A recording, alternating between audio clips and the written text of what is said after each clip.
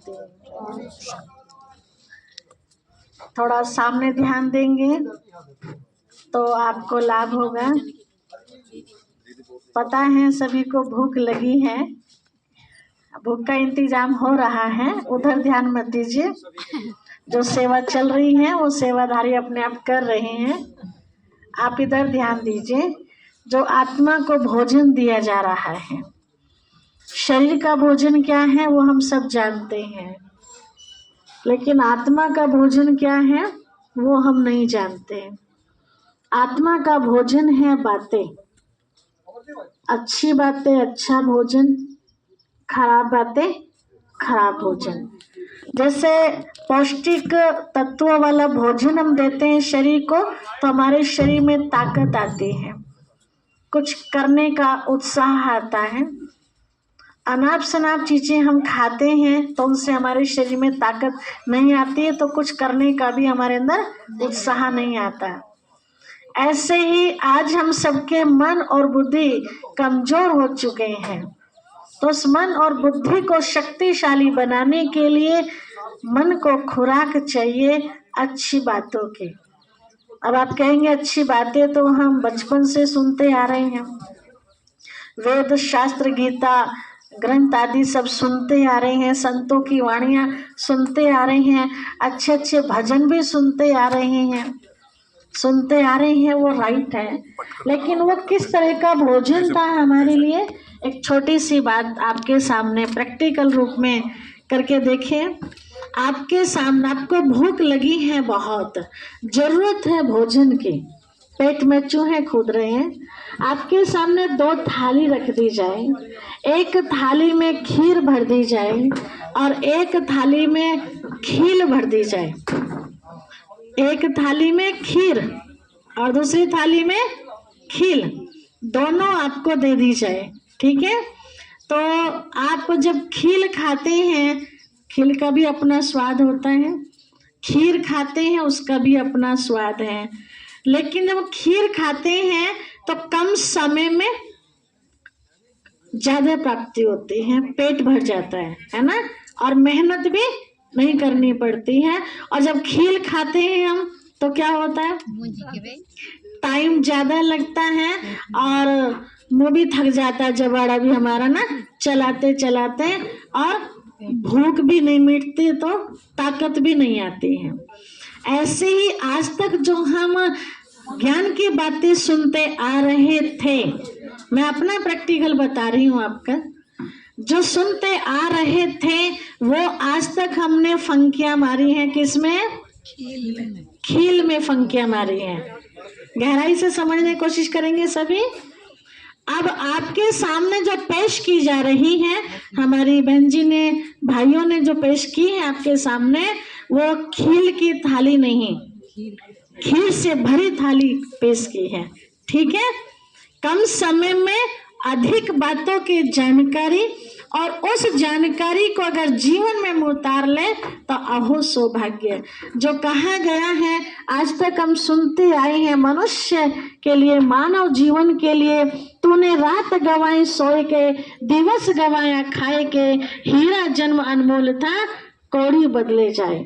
तो हम सबका जीवन कैसे बीत रहा था, कौड़ी जैसा, है ना। आज प्रैक्टिकल आप देखते हैं, एक इंसान को मार देता है, जेल काट के वापस घर आ जाता है, करा लेता है जमानत, और बीच बीच में तारीख पे जाता रहता है, उसे कोई भय नहीं, कोई सजा नहीं उसको, है ना। लेकिन अगर आज जानवर को मार दे कोई तो उसके लिए कितनी कड़ी सजा है आप सब जानते हैं, है ना। कानून चेंज हो गया है, पहले जानवर को मारते थे सजा नहीं थी, इंसान को मारते थे सजा थी, आज मनुष्य के लिए सजा हल्की हो गई है। और जो विशेष हमारे जानवर है, राष्ट्रीय पक्षी आदि, उनको मारते हैं तो बहुत भारी सजा है। तो मनुष्य की कीमत कम और जीव जंतु की कीमत ज्यादा होगी। कारण क्या है, आज की तारीख में अगर हम देखें, हमसे ज्यादा समझदार जीव जंतु है, हम उससे बेकार हो गए हैं। इसलिए जो समझदार होगा तो उसी की तो कीमत होगी, जो ना समझ होगा उसकी क्या कीमत होगी, है ना। एक छोटी सी कहानी सुनाते हैं। एक बार बताते हैं कि एक गधा घास खाते खाते थोड़ा जंगल में निकल गया। उसने देखा कि सामने हरी भरी खेती खड़ी हुई थी। मन करा बेचारे का कि जाके थोड़ा सा वहां पेट भरूं, लेकिन जैसे वो वहां नजदीक पहुंचा तो उसने उस खेती में मुंह नहीं लगाया। डोले पर जो सूखी सूखी घास खड़ी थी वो उसको खाने लगा। खेती जो हरी भरी खड़ी थी वो गधे को कहती है, अरे गधे, तू तो गधे का गधा रहा, तेरे सामने में हरी भरी खड़ी, तेरी नजर मेरे पर न पड़ी जो तू सूखी सूखी घास खा रहा है। तो गधे की जो गर्दन नीचे थी उसने ऊपर देख के देखा ये कौन बोल रहा है, तो वो खेती बोल रही थी। क्या कहा उसने, अरे गधे, तू तो गधे का गधा रहा, तो सूखी सूखी घास खा रहा है, मुझे नहीं खा सकता, तेरे सामने हरी भरी मैं दिखाई दे रही हूँ। तो गधे ने पता क्या कहा, गधे ने कहा, अरे मेरी माँ, तुझे खा के तो मैं जन्म जन्म गधा बना, और अब भी तुझे खाऊंगा तो मैं क्या बनूंगा आगे। सबसे गिरी हुई योनि किसकी बताई गई है। जब किसी का दिमाग काम नहीं करता ना, समझाते रहो तो क्या कहता है, ऐसे क्या समझाना, गधा है तो अरे गधों की तरह लगा रहता है, इसमें अकल वकल ना है ना। आप बताइए, गधे को भी ये पता है कि मुझे ये नहीं खाना चाहिए, लेकिन आज शायद 90% ये कहेंगे कि लोग उसको बड़े शौक से खा रहे हैं, बड़े सुंदर तरीके से पाउच में पैक होके आ रहा है। किस चीज की खेती होगी वो, जो गधे ने भी स्वीकार नहीं की, मना कर दिया। लेकिन तामसिक नाम क्या होगा उसका, तमाकू की खेती। ठीक है, आप किसी भैंस के, किसी का माइंड काम नहीं करता तो क्या कहते हैं, बिल्कुल भैंस बुद्धि है ना। भैंस का आगे तमाकू डाल के देखो जरा, खाएगी? तो समझदार कौन है, प्याज के छिलके बिना खाती दी देवे तो। देखो हमारी अन्नू बहन जी बता रही है कि अगर आप लहसुन प्याज के छिलके भी डाल दो ना तो उसको भी नहीं खाएगी, और मनुष्य कितने शौक से खा रहा है उसको। तो समझदार कौन है आज के टाइम, है ना, पशु समझदार है। तो परमात्मा पिता ने जब हम सबको धरती पर भेजा था तो हम सब देव मानव के रूप में थे। धीरे धीरे देव मानव वाला खत्म हुआ, सिंपल मानव बन गए। लेकिन आज की तारीख में देखा जाए तो 99% दानव दिखाई दे रहे हैं। दानव को वो सींग वाले नहीं, लंबे लंबे नाखून, लंबे लंबे दांत, मूछे वाले, वो दानव नहीं। कैसे दानव, जिनके कर्म खराब है, एक दूसरे को दुख दे रहे हैं, किसी को खुश देख नहीं सकते, तो क्या है ये, दानवों की पहचान है। तो किसकी संख्या ज्यादा है, दानवों की, है ना। देव मानव तो है ही नहीं, कहीं कहीं मानवता दिखाई दे रही है, इसीलिए सृष्टि चल रही है। लेकिन अब वो समय आ रहा है जिस दिन ये थोड़ी सी मानवता बची है ना, ये भी खत्म हो जाएगी तो दुनिया में प्रलय आ जाएगी। उससे पहले हम अपने आप को संभाल लें, कहीं ये समय जो हमें सुहावना मिला है हमारे हाथों से निकल ना जाए। अभी रोहतास भाई बता रहे थे, एक छोटी सी कहानी आपको सुनाई जाए, समय की कितनी बड़ी वैल्यू है।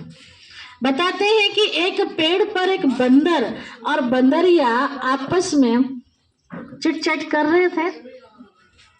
उसके ऊपर वाली डाली पर तोता और मैना बैठे हुए थे, वो भी आपस में बात कर रहे थे।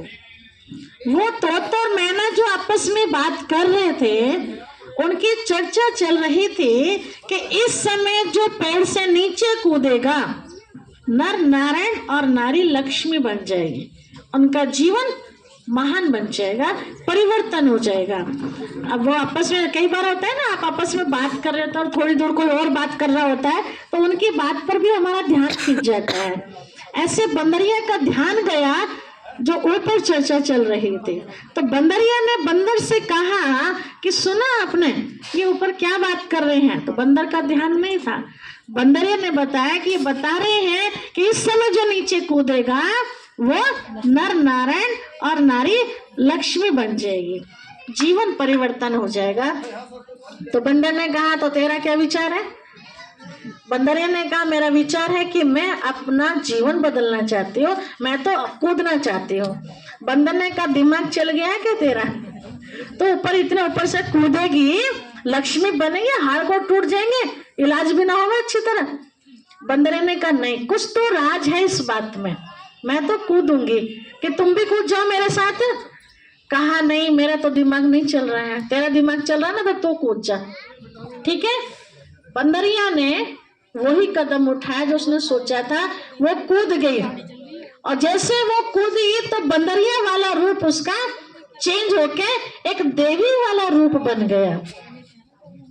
बंदर तो देख ही रहा था सीन। अब बंदर के मन में क्या आएगा तू भी कूद जा कि मैं भी अपना ये बंदर वाला रूप क्यों रखूं। तो जैसे वो कूदा, उसके तो हाड़ गोड़ टूट गए। अब उसके मन में ये प्रश्न उठा कि ऐसा क्यों हुआ, ये कूदी तो लक्ष्मी देवी बन गई और मेरा तो बेकार जैसा था उससे भी बेकार हो गया, ऐसा क्यों हुआ। तो आवाज आई, समय निकल गया। वही समय था, वरदान था उस समय को कि इस समय जो करेगा जैसा वैसा मिल जाएगा। तो प्यारे भाइयों बहनों, अब वही समय चल रहा है। इस समय को वरदान है, जैसा हम सोचेंगे वैसा हम बन जाएंगे। अब से पहले वो समय नहीं था। तो हम सब कैसा बनना चाहते हैं ये हमारे ऊपर है। हम सब चाहते हैं परमात्मा पिता एक बार हमें मिल जाए। कौन कौन चाहता है? हमने तो चाहा, हमें तो मिला। आप में से कौन कौन चाहता है? हाथ खड़ा करेंगे। नहीं, सबके हाथ खड़े नहीं हो रहे पीछे। नहीं चाहते हैं भगवान से मिलना? अच्छा, सोच सोच के बात करने वाले बातों में मस्त है, पता ही नहीं क्या पूछा जा रहा है ना। इसीलिए आपने देखा होगा ना, कई बार हमारी गली में कोई चीज बिकने आती है और बहुत सस्ती बिक के चली जाती है और हमें पता नहीं चलता है ना, और लेने वाले ले लेते हैं वो सस्ती चीज। तो फिर क्या कहते हैं, तुम कहीं सो रहे थे क्या? सो नहीं रहे थे सचमुच, लेकिन उस बात से तो सोए हुए थे ना, समय निकल गया, चीज हमने तो ले ली, है ना। तो अब वही समय है जिस पिता परमात्मा का हम सब इंतजार कर रहे थे कि वो आएगा कभी ना कभी और हमें भक्ति का फल देगा, हमें अच्छी राह दिखाएगा, जीवन परिवर्तन करेगा। तो वो इंतजार की घड़ी समाप्त हो चुकी है, वो आ चुका है। अपने को उस पिता परमात्मा से मिलाने के लिए उनके नाम का कोई आपको भूखे रह के व्रत करने की जरूरत नहीं है। आज कईयों ने व्रत किया है ना, हमारी बहन पूछ रही थी। कोई भूखे रहने का व्रत करने की जरूरत नहीं है, शिवलिंग पे जाके जल चढ़ाने की जरूरत नहीं है। दूध, बेर, केला, भांग, धतूरा, बेलपत्र आदि जो भी हम चढ़ाते हैं, ऐसा कुछ भी चढ़ाने की जरूरत नहीं है। ऐसा आज तक हम जन्म जन्मांतर करते आए हैं और परमात्मा पिता से दूर रहे हैं। तो फिर ऐसे क्या चीज थी जो हम करते तो परमात्मा पिता से हम मिल सकते थे? है तो बहुत लंबी कहानी, लेकिन शॉर्ट में मैं बताना चाहूंगी। परमात्मा पिता ने जल चढ़ाने के लिए अपने ऊपर नहीं कहा था। देखिए, छोटी सी बात है, पानी किसके ऊपर डाला जाता है, जो साफ या गंदा? गंदे के ऊपर, है ना। क्या परमात्मा पिता गंदे हैं? इतनी दूर से जल लाते, कोई गंगोत्री से आदि आदि कहाँ से, है ना। कहाँ हम शिव जी के लिए जल लेके आ रहे हैं। जल की जरूरत किसे? ना तो वो प्यासा है और ना ही वो गंदा है। हम प्यासे हैं, हम ही गंदे हैं, तो जल की जरूरत किसे है? हमें। हमारी आत्मा गंदी है, हमें जरूरत है जल की, लेकिन कर क्या रहे हैं उनको। देखिए, पहले बड़े बुजुर्ग, आज भी आप में से कई कहते होंगे, कोई मीटिंग रखी जाए और आप सब एक दूसरे की बात सुनते हैं, किसी की बात नहीं मानी जाती तो कईयों को फीलिंग आ जाती है कि हम जाके क्या करेंगे, हमारी बात को तो कोई पानी देता ही ना। आती है ना बात कहने में। परमात्मा पिता ने भी कही थी कि बच्चे मेरी बात को पानी देना, अर्थात उनकी बात पर ध्यान देना, उनकी बात को मानना। तो उनकी बात को तो पानी देना मुश्किल लगा और ये स्थूल पानी देना आसान लगा, पीछा छूट गया। ठीक है। परमात्मा पिता ने कहा था कि जैसे दूध पवित्र होता है, निर्मल सफेद, अपने मन को ऐसा बना लीजिए। तो मन को तो ऐसा बनाया नहीं, दूध जैसा, जाके क्या किया, दूध चढ़ा दिया।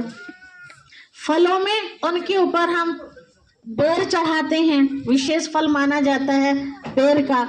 परमात्मा पिता ने कहा था बेर का आकार कैसा होता है, ज्योति के आकार का है ना, ऐसे गोल लंबा। आत्मा भी कैसी होती है, ज्योति स्वरूप कहा गया, परमात्मा को भी ज्योति स्वरूप कहा गया।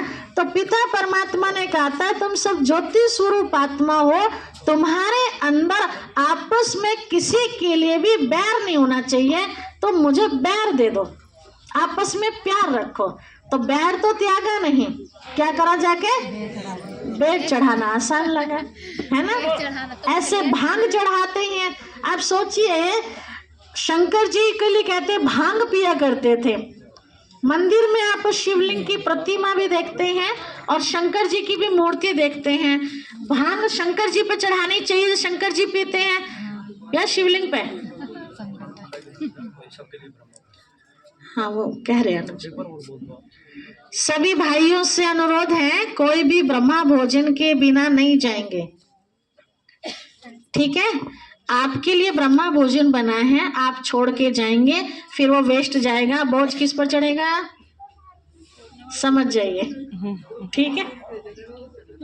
तो इसलिए हम यहाँ बोझ उतारने आए हैं ना, चढ़ाने नहीं आए हैं, ठीक है। भांग जिसे आज के डॉक्टर लोग भी मना करते हैं, शरीर के लिए हानिकारक है। अगर शंकर जी भांग पीते, आप सोचो मंदिर में जाते हैं, शंकर जी सचमुच तो नहीं बैठी वहां, केवल मूर्ति मिलती है।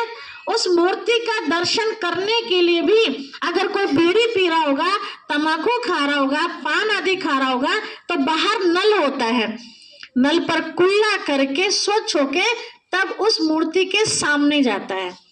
अब सोचो जब मूर्ति के सामने जाने के लिए भी हम इतनी स्वच्छता अपनाते हैं, तो क्या वो हकीकत में उस चीज का सेवन करते होंगे? बिल्कुल नहीं। शंकर जी को नशा था, किस चीज का नशा था? इनकी याद का नशा था, प्रभु की याद का नशा था, ठीक है। नशे कई प्रकार के होते हैं, आप सब जानते हैं। किसी को धन दौलत का नशा, किसी को अपनी सुंदरता का नशा, किसी को अपने दिमाग का नशा, किसी को अपनी पोस्ट का नशा, किसी को एक रोटी फालतू खा ले। अभी आप पूरी खाएंगे ना, एक पूरी खा के देखना एक्स्ट्रा, शाम तक क्या हालत होगी आपकी, नशा हो जाएगा ना। थोड़ा सा दूध में एक्स्ट्रा मीठा ले लीजिए, उससे भी नशा।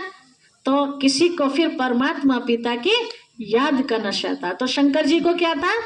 तपस्या का नशा था, कोई भांग का नशा नहीं। परमात्मा पिता ने कहा था तुम्हारे अंदर अगर किसी के लिए गलत भावनाएं हैं, उनको त्याग दो। तो वो गलत भावनाएं तो त्यागी नहीं, क्या कर दिया? भांग चढ़ा दिया, ठीक है। धतूरा चढ़ाते हैं, धतूरा तो खाने की चीज भी नहीं है, व्यक्ति खाए तो मर जाए। सोचो इतने सारे फल फ्रूट, लोग दही आदि तक भी चढ़ाते हैं। सब चीजें चढ़ाने के बाद उनके ऊपर धतूरा भी चढ़ाया जा रहा है।